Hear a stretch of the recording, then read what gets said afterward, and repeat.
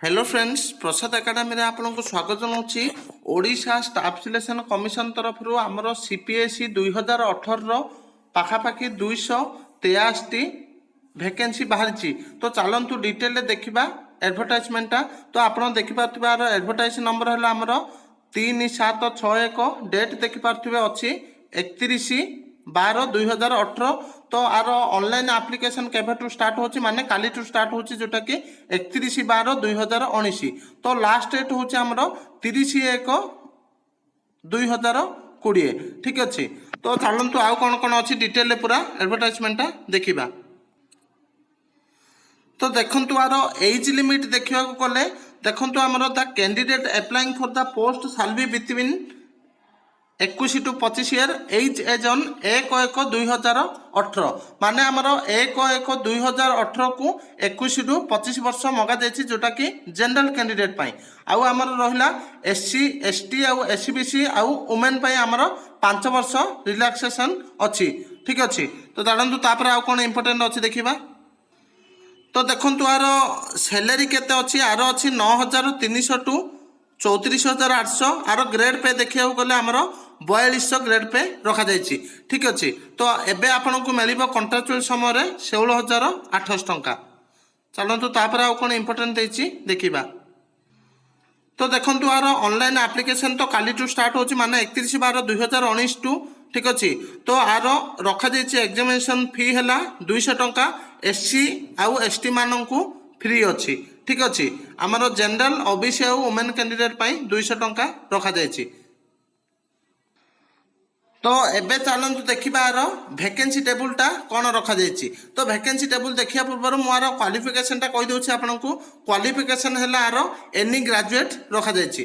तो देखो ए वैकेंसी टेबुलटा देखा देखो सब इन्स्पेक्टर ऑफ पुलिस एससी अच्छी 19टी, एसटी अच्छी 32टी, एससीबीसी 13टी अच्छी, यूआर अच्छी आमर 79टी पोस्ट। ठीक अच्छे। तो टोटाल है आमर एसआई पोस्ट है 143टी।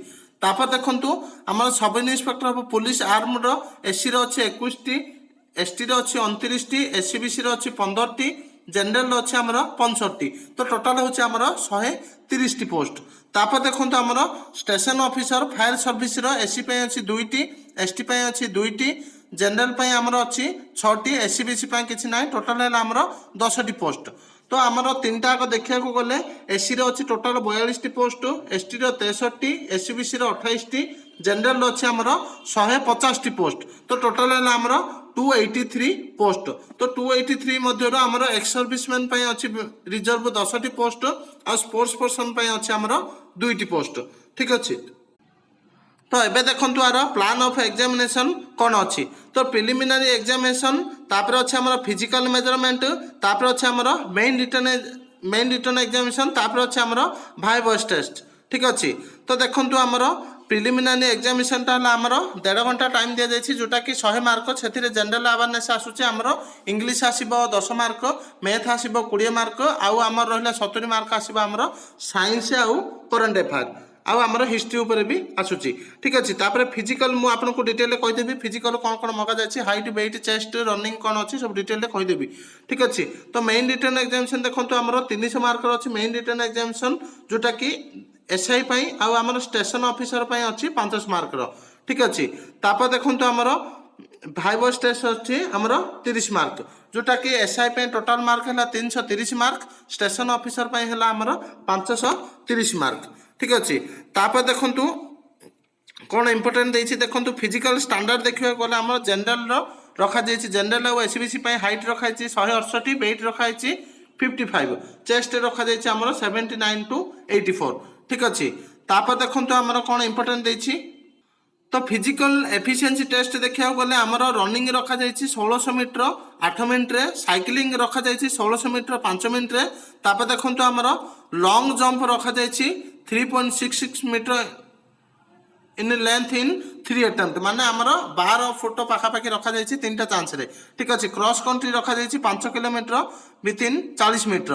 तापर देखंतु रनिंग ओवर हडल्स रखा जाइए 77 same height 100 metre with 10 flight in 25 second. ठीक अच्छे। आपणकर 100 मीटर दौड़ा पड़ो हडल्स रे जोटा कि 25 सेकेंड।